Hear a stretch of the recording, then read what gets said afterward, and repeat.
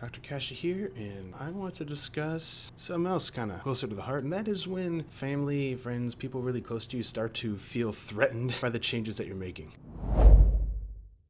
The people that you're closest with, unfortunately, can be the most stubborn when it comes to you making changes to improve the quality of your life. A lot of the time, it's because the people you live with and that you're closest with may have to make some changes of their own if they're going to support you properly. If you're going to get the support you deserve, being surrounded by certain behaviors may not be the best for you, so it's in everybody's best interest to make a positive change, and that might be turbulent. A lot of times people are stubborn as hell and continue to try and control your behavior. Make sure to look out. Visceral and violent reactions to you wanting to make your life better, they need to be taken into consideration. This is pretty common in long-term relationships, when behavior patterns are more or less set in stone, and if a person does make change and they have really drastic visual changes specifically, the other spouse can definitely feel threatened by this. The divorce diet is a real thing, and they may think you're making changes for somebody else. This is a real bone of contention that needs to be addressed as soon as possible. Additionally, this may be a reflection and an amplification of the poor choices your immediate family makes on their own. In other words, you making positive changes may cause them to look at their own behavior and feel threatened by it, and it's easier to try and sabotage you rather than attempting to make changes of their own. A lot of times these misunderstandings result in some serious blow-ups that could be prevented entirely, so make sure to keep that in mind. Addressing these things as they come, or addressing them before they happen, will be to your benefit. It will be to everybody's benefit. If you're confronted with ultimatums, then that's something that needs to be addressed with quickness. If you find yourself presented with a situation where if you do this, you don't love me, or if you loved me, you would do this, then it needs to be addressed. If somebody else's lifestyle habits overlap yours and prevent you from making the changes you need to make to increase the quality of your life, that's not good. It has to stop. Children can be terrorists, but they can be dealt with. Spouses, especially long-term spouses, it's way more difficult. This is especially true if you're not as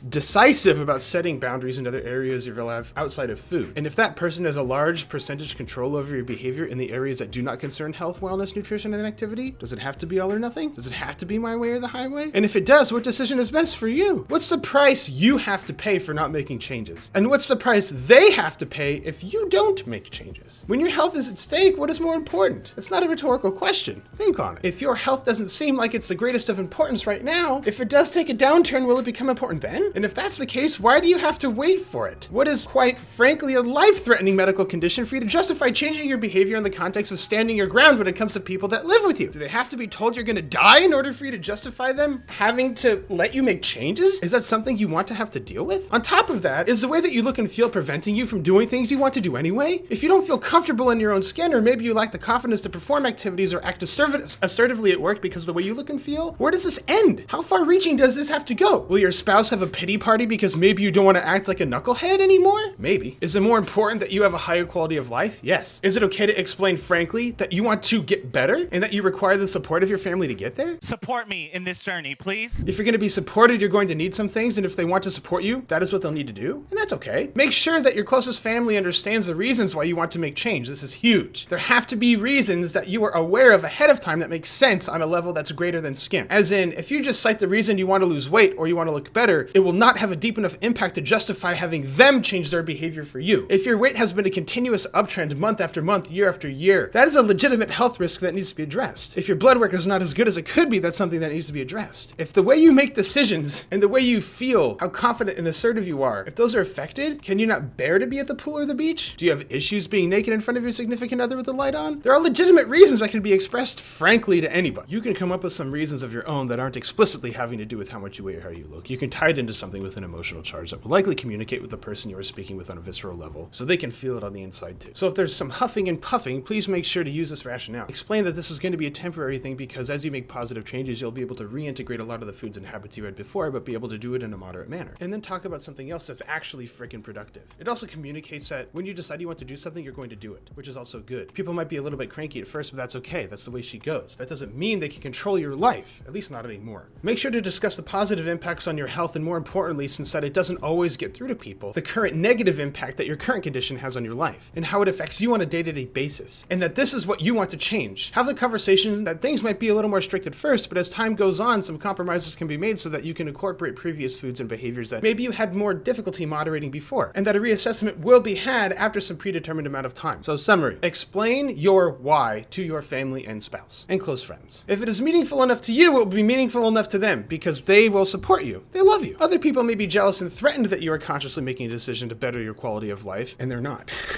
That's not your problem. This is a great time to ask yourself again what your why really is, and it is important enough for you to actually be making those changes. Do it up.